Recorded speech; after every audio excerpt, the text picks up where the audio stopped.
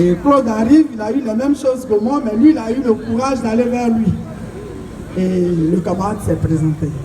Je vais vous laisser, il va se présenter et il a un tout petit témoignage à nous rendre. Camarade. Merci, camarade et représentant, Georgette.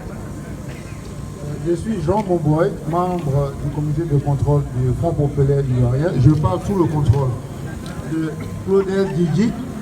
Je suis sur son territoire, donc nous au comité de contrôle, on respecte la hiérarchie. Donc je parle sous le contrôle de Claudel Didi. Je suis basé à Orléans avec ma famille depuis 25 ans en France. Donc retraité en France, je suis retourné en Côte d'Ivoire en 1997 parce que j'ai estimé que le combat devait se porter sur le terrain.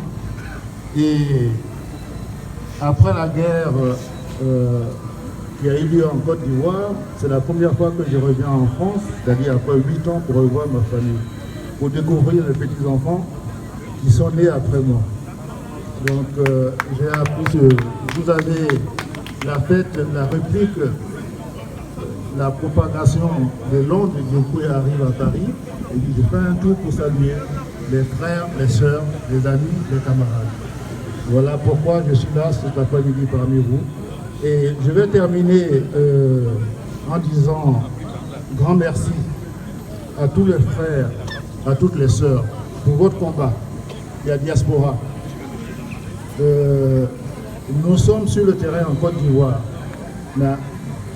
Le travail que vous avez fait, la lutte que vous avez menée, seul a permis de donner un visage à notre combat. Et vous avez fait le travail de la visibilité de ce qui s'est passé en Côte d'Ivoire dans le monde entier. Et c'est cela qui a permis aujourd'hui que nos leaders soient en liberté. Du fond du cœur, je vous remercie et force à nous, la lutte continue.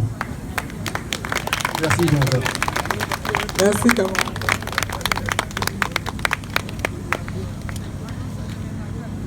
Ce qu'il n'a pas voulu dire, c'est que lui aussi, il est de la région du Grand Ouest.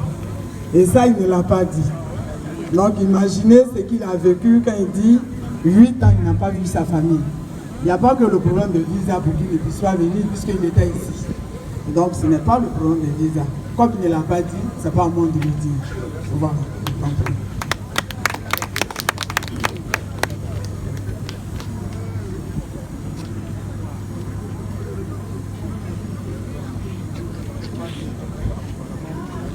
Alors, la fin de la liberté de cette année, elle est particulière, nous l'avons déjà dit. Elle est particulière en ce sens que le thème est particulier. Des gens m'ont appelé pour dire, mais pourquoi faites la liberté? Babo Laurent n'est même pas encore libre, et puis le FPI fait fête de la liberté. La fête de la liberté a un autre sens que celui que vous donnez. Je vais de façon succincte vous expliquer un peu pourquoi nous fêtons cette fête. La date, c'est le 30 avril en fait. Lorsque le 30 avril tombe un week-end, nous la fêtons obligatoirement ce jour. Mais quand ça tombe un jour vrai et que nous travaillons tous, nous sommes obligés soit de le faire un week-end avant, soit au plus tard un week-end après. Sinon après, ces deux moments-là, ça devient une entrée politique quelconque. Alors pourquoi donc la fête de la liberté? Je vous ai dit de façon succincte. Vous savez très bien que avant l'indépendance de la Côte d'Ivoire, notre pays était un pays multipartite. C'est-à-dire il y avait plusieurs partis en Côte d'Ivoire. À partir de 1958, quand De Gaulle a commencé sa campagne pour ou la communauté ou l'indépendance tout de suite, les partis qui pouvaient émerger ont commencé à se positionner. Je ne vais citer que deux en ce qui concerne la Côte d'Ivoire. Il y en avait beaucoup, hein, mais ils sont regroupés en deux. Il y avait donc le PDCI qui est issu les camarades du PDCI sont là. Hein, donc le PDCI qui est issu du syndicat agricole, qui est né en 1946, et avec le parti progressiste. Ces partis ont commencé chacun comme il peut à vouloir se positionner pour la lutte du pouvoir. Mais sachant la force et, je dirais, les accointances du président Houphouët-Boigny avec le pouvoir en France, il a été même ministre de la Constituante ici, je ne vous apprends rien, à 2 reprises. Donc il était un peu le favori. Indépendance donc arrivée, il est de fait le président. Il a commencé le combat de l'implantation du PDCI, de sorte à éliminer tous les autres partis politiques. Donc de 59 à 66, c'était le combat de l'implantation du PDCI. Éliminer tous les opposants. Je ne vais pas rentrer dans les détails. Vous avez dû entendre des personnes comme Léonard Seboka qui sont pratiquement morts, sinon morts en prison. La construction de la prison d'Assabou. Assabou, c'est un quartier de Yamoussoukro, qui est donc du village du président Houphouët-Boigny, et où tous les opposants étaient envahis. Des personnes comme l'avocat Dinyambayi, ainsi de suite, ainsi de suite, ainsi de suite. Et donc, jusqu'en 1966, on arrive au parti unique, qui est le PDCI. Plus d'autres partis en Côte d'Ivoire, et beaucoup d'entre nous, quand on est né avec le PDCI, on ne connaissait pas d'autres partis.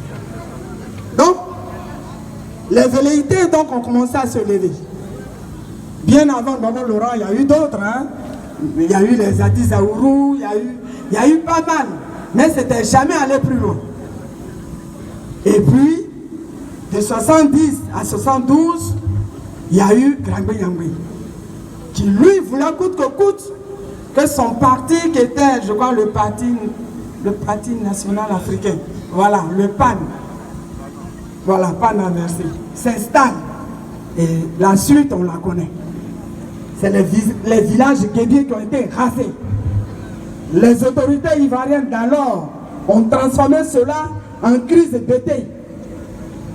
Et donc, c'était des morts et des morts et des morts. Les villages guébiers qui ont été rasés, qu'on a ajouté derrière la Kota. Parce qu'il faut toujours dire que quand on vous dit dans le guébier, il ne s'est pas toujours trouvé où il se trouve actuellement, non. Ils ont été déplacés et ils se sont retrouvés là-bas à partir de 71-72. Et donc, on va commencer l'avènement de Laurent Gbagbo, jeune étudiant, non, jeune professeur qui, au lycée classique, va commencer à tempêter pour dire non, il faut qu'il y ait le multipartisme, c'est prévu dans notre constitution, on doit pouvoir avoir un pays où le multipartisme fonctionne pour qu'il y ait d'autres, je dirais, d'autres pensées, il y ait d'autres façons de voir, il y ait d'autres, voilà. Et donc, vous le savez, ça n'a jamais été facile justement pour ces personnes, et en l'occurrence, Laurent Gbagbo. Il va connaître toutes sortes de brimades, toutes sortes d'emprisonnements, toutes sortes d'exils. Et à chaque fois, ça serait maquillé d'une certaine façon. En 80 et 82, c'était, on dit, la crise des cadres BT. Et c'est à la suite de ça, il va venir en exil en France. 6 ans après, il va retourner en Côte d'Ivoire.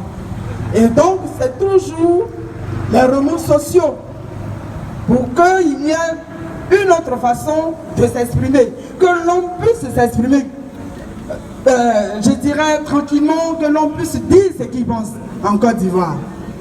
Vous allez voir par exemple à l'époque, hein, pour ceux qui enseignaient au primaire, il y a un journal du PDCI qu'on appelait l'hebdo.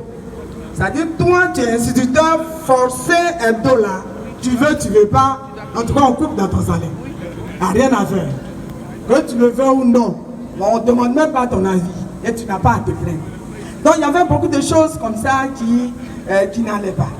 Et donc, M. Gbagbo Laurent n'acceptait pas non plus avec ses camarades.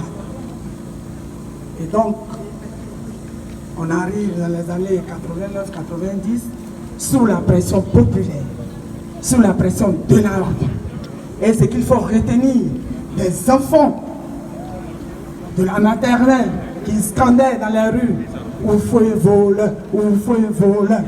Oufoué n'a pas pu supporter cela.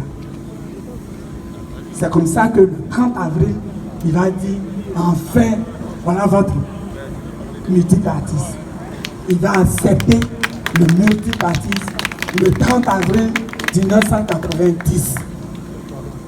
Le pays donc qui est à l'origine de ça trouve qu'il faut que ça soit commémoré pour la jeunesse, pour l'avenir, pour comprendre pourquoi. Juste pour un multipartisme, on peut tuer, on peut emprisonner, on peut raser des villages. Avant, la carte du PDCI, elle était obligatoire. Oui. Quand tu voyages, tu peux ne pas avoir ta carte d'identité nationale, on s'en fout. Il faut montrer ta carte du PDCI. Si tu as ça, c'est bon. Donc, c'était l'impôt de capitation que les Blancs prélevaient qui était transformé. Et donc, seul le multipartisme